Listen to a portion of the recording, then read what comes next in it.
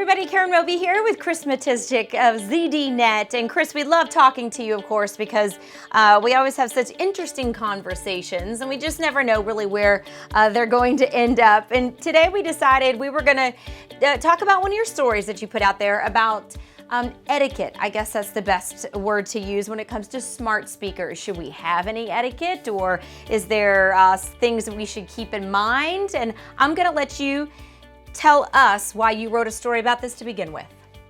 Well, Karen, you're from the South, which is pretty much America's home of all sorts of etiquette.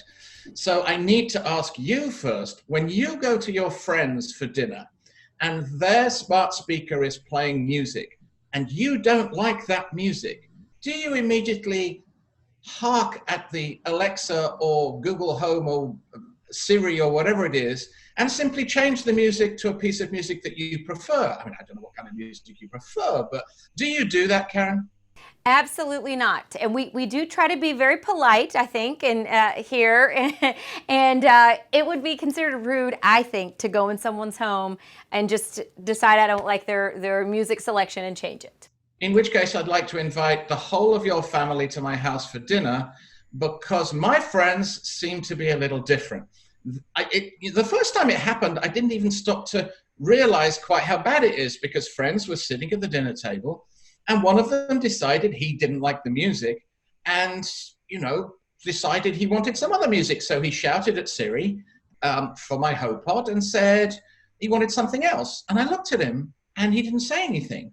And then the next time it happened, someone again I normally put on, I don't know about you, I normally put on background music, a little jazz, a little classical, something very low so it doesn't interfere in conversation, unless I really don't like the people who are there for dinner, in which case I play them British hits from the 70s, because hopefully they'll leave a little sooner. But when people do this, I look at them and they're looking at me thinking they've not done anything abnormal. They think I'm the abnormal one, because they can shout. Siri's there for everyone, right? So it's your house, but so what? She's there for everyone. So if you, as a guest, don't happen to like the music that's being played, you can just shout to her and have your own choice. Now, in the initial case, the choice was Tears for Fears, which, as a band and as an entity, and even as a name for a band, just upsets me, and actually it affected my digestion of the dinner. And I wonder why people think this sort of behavior is permissible. Now, of course, technology has given us all kinds of permissions, and I think it's an extension of, for example, perhaps this happens to you in public, you're sitting at an airport or you're sitting in some public place, someone has their phone, they're watching a music video, and they don't have their headphones in, and they really don't care about you, because they want to watch their music video, they want to play it as loud as they like. And if you don't like it, well, too bad. And I think technology has progressively given us this sense that if we're in any kind of public place, we can affect the sound of that public place by asking the technology to do something to enhance whatever it is we happen to feeling, regardless, absolutely regardless of what anyone else thinks at all. I'm still stuck on the Tears for Fears, Chris, but I digress. I have strange friends. Look, some of them totally tolerate that I put on, jazz or what have you. But in the last case, I had friends staying just the other week. Their daughter, who's 25 years old, is otherwise incredibly, exceptionally polite. She's one of those rare millennials that actually asks you questions. And there aren't many of those around. And she's so delightful, yet we were playing Beethoven. My wife wanted to put some Beethoven on, and it was just very quietly playing in the background. And suddenly my friend's daughter pipes up to Siri, "Hey, Siri, play something cool." As if, actually she said, "Hey, Alexa, play something cool," which is even more embarrassing. She assumed the HomePod would react to Alexa for some reason. And she wanted something supposedly, allegedly cool. And I'm afraid I reacted quite badly. I just sort of looked at her and realized that she didn't like the music. She could have said, "Hey, do you mind if I change the music?" You know what used to happen with CDs and records and cassette tape players, that people would at least ask. At least I think that's what would happen. But she didn't. So I'm afraid I turned to Siri and went, "Hey, Siri, play something for children." I know I shouldn't have done that. Okay, I just want to say sorry in advance.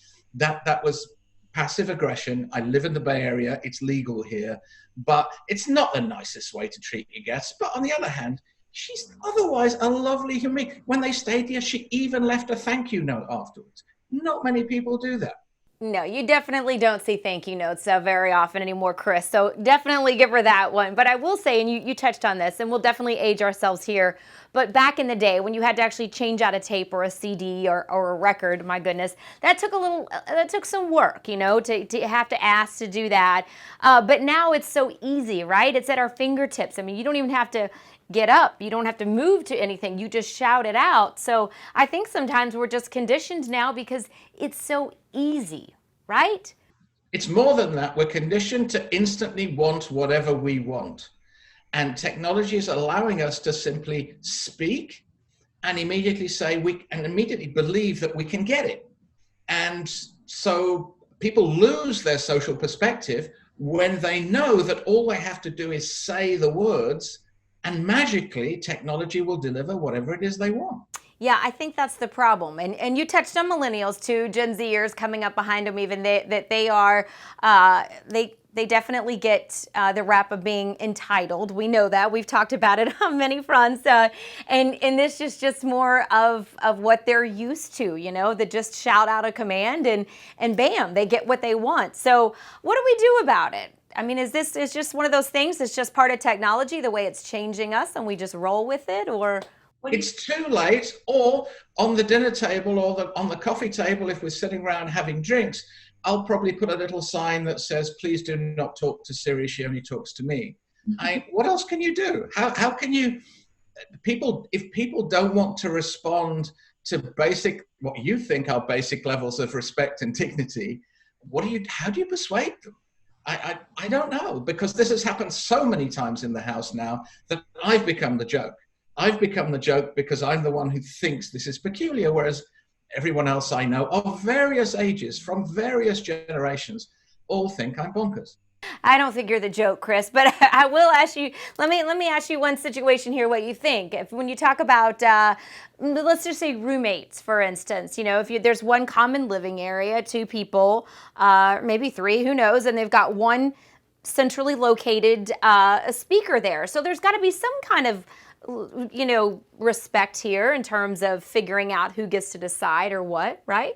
But it's the same as the fridge, I guess. How do they decide whose milk is whose?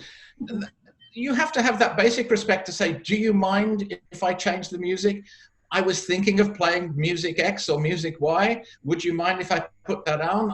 Even be honest, I'm bored of this music. Do you mind if we play something else? But just to bark out and expect the other person not to even react just seems weird to me. But honestly, a lot of things seem weird to me.